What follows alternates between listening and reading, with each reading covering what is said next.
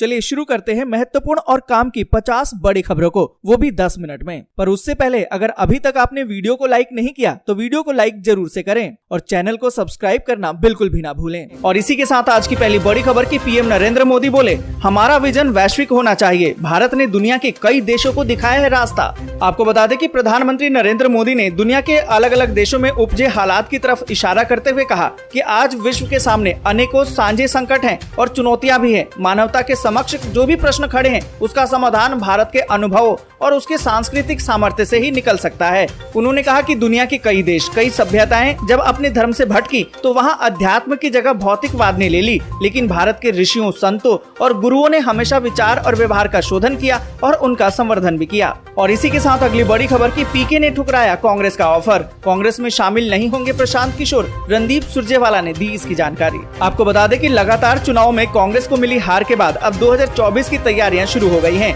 इसके लिए पार्टी में कई तरह के बदलावों के सुझाव दिए गए हैं और इसमें चुनावी रणनीतिकार प्रशांत किशोर की भूमिका सबसे अहम मानी जा रही थी। लेकिन अब कांग्रेस की तरफ से एक बयान सामने आ गया है कि प्रशांत किशोर ने कांग्रेस की कमेटी में शामिल होने से इनकार कर दिया है। वहीं प्रशांत किशोर ने भी कांग्रेस में शामिल होने को लेकर अटकलों पर विराम लगाते हुए कांग्रेस ज्वाइन करने से मना कर दिया है। उन्होंने खुद इसकी जानकारी एक ट्वीट के जरिए दी है। और इसी के साथ अगली बड़ी खबर की अजान, नवनीत राणा, बुलडोजर पॉलिटिक्स जैसे मुद्दों पर असादुद्दीन अवैसी का बेबाक इंटरव्यू। आपको बता दें कि महाराष्ट्र में चल रहे हनुमान चालीसा और अजान को लेकर विवाद से लेकर जहांगीरपुरी मामले तक सियासी संग्राम छिड़ा हुआ है। धर्म पर मचे इस घमासान को लेकर असादुद्दीन अवैसी ने कहा कि बीजेपी राजनीतिक फायदे के लिए ये सब कर रही है। बीजेपी और शिवसेना दो भाई हैं, ये दोनों भाइयों का झगड़ा है। बीजेपी अब रमजान का महीना भी हमें सुकून से मनाने नहीं देना चाह रही है। बीजेपी और शिवसेना में कौन बड़ा हनुमान भक्त है, इसी की होड़ लगी हुई है। पहले जब बीजेपी शिवसेना के सरकार साथ थी तो ये मसला कभी नहीं उठाया गया। और इसी के साथ अगली बड़ी खबर की विधानसभा चुनाव से पहले गुजरात में केजरीवाल का बड़ा दाव, आदिवासी लोगों को अपने पाले में लाने का प्रयास।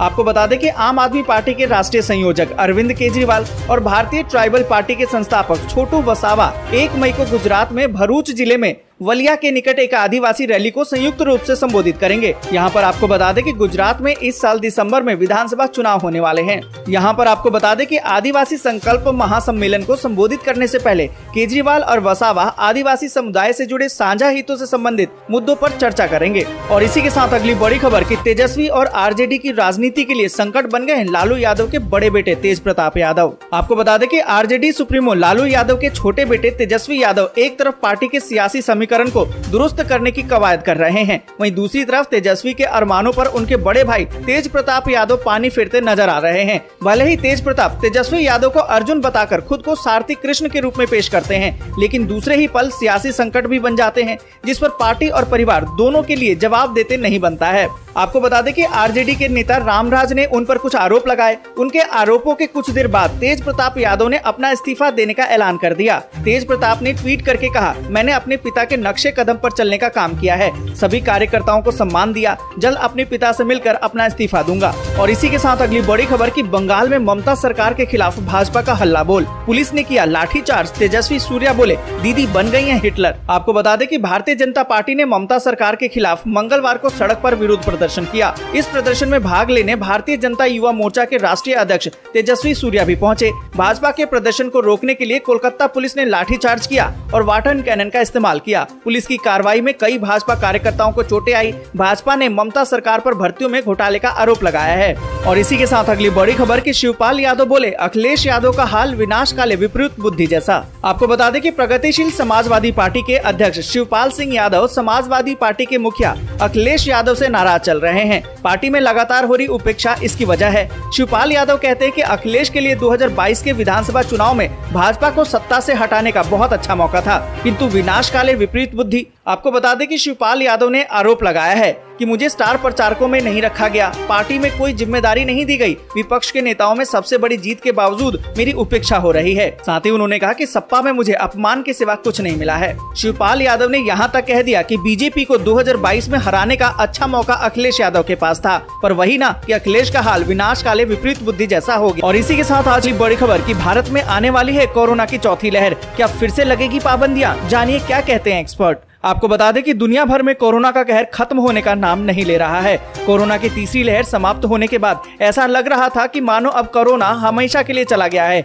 लेकिन फिर से कोरोना के बढ़ते मामलों ने लोगों को परेशान करना शुरू कर दिया है। दुनिया समेत भारत में भी कोरोना के मामले अब तेजी से बढ़ने लगे हैं। भारत में कोरोना वायरस की चौथी लहर के खतरे के बीच हेल्थ एक्सपर्ट ने ओमिक्रॉन के नए वेरिएंट को लेकर आशंका जताई है। यहाँ पर आपको बता दें कि कोरोना के बढ़ते मामलों को देखते हुए चीन में फिर से लॉकडाउन लगा दिया गया है। वहीं जर्मनी समेत बाकी यूरोपीय देशों में भी कोरोना के मामले लगातार बढ़ रहे हैं। अगर भारत की बात करें तो दिल्ली और मुंबई में कोरोना के बढ़ते मामलों को देखकर आशंका तो यही जताई जा रही है कि देश में जल्द ही चौथी लहर आ सकती है। यहाँ पर आपको बता दें कि एक्सपर्ट तो यही कहते हैं कि कोरोना के मामलों में उतार चढ़ाव तो आता ही रहेगा, लेकिन जरूरी है कि इसमें मरने वालों की संख्या में न बढ़ोतरी हो। और इसी के साथ अगली बड़ी खबर कि आयुष्मान भारत योजना में और 40 करोड़ लोगों को पहुंचाएगा कवरेज, लेकिन नहीं होगा इस बार बिल्कुल मुफ्त। आपको बता दें कि सरकार की योजना आयुष्मान भारत स्वास्थ्य कवर का विस्तार 40 करोड़ से अधिक लोगों तक करने की है। ये वो लोग होंगे जो वर्तमान में किसी भी सरकारी या फिर निजी स्वास्थ्य बीमा योजना के तहत कवर नहीं है। इस तरह भारत दुनिया की पहली व्यापक स्वास्थ्य बीमा योजना शुरू करने की दिशा में अब काम कर रहा है। वर्तमान में 50 करोड़ से अधिक लोग इससे पहले ही जुड़ चुके हैं। ये योजना हर परिवार को 5 लाख रुपए का मुफ्त वार्षिक स्वास्थ्य कवर प्रदान करता है। और इसी के साथ अगली बड़ी खबर कि अब 6 से 12 साल के बच्चों को भी लगेगा कोरोना का वैक्सीन। DCGI ने इमरजेंसी इस्तेमाल की दी मंजूरी। आपको बता दें कि कोरोना वैक्सीन के खिलाफ अब बच्चों को भी सुरक्षा कवच देने की तैयारी पूरी हो चुकी है। अब 6 से लेकर 12 साल के बच्चों को कोरोना की वैक्सीन दी जाएगी। DCGI ने इमरजेंसी इस्तेमाल की मंजूरी दे दी है। आपको बता दें कि कोरोना के बढ़ते मामलों को देखते हुए सरकार ने 6 साल से लेकर 12 साल के बच्चों के लिए भारत बायोटेक की कोवैक्सीन को मंजूरी दी है। वहीं 5 से 12 साल के बच्चों के लिए कॉर्बोवैक्स को मंजूरी मिली है। साथ ही आपको बता दें कि 12 साल से ज्यादा उम्र के बच्चों के लिए जाइकोव डी को मंजूरी मिली है। सूत्रों के मुताबिक तीनों वैक्सीन को मंजूरी आपातकाल इस्तेमाल की दी गई है। और इसी के साथ अगली बड़ी खबर की यूक्रेन की मदद को लेकर रूस की अमेरिका को चेतावनी, दी तीसरे विश्व युद्ध की धमकी। आपको बता दें कि रूस ने यूक्रेन संघर्ष को तीसरे विश्व युद्ध में बदलने की चेतावनी दी है और कीव पर शांति वार्ता में खेलने का आरोप लगाया है।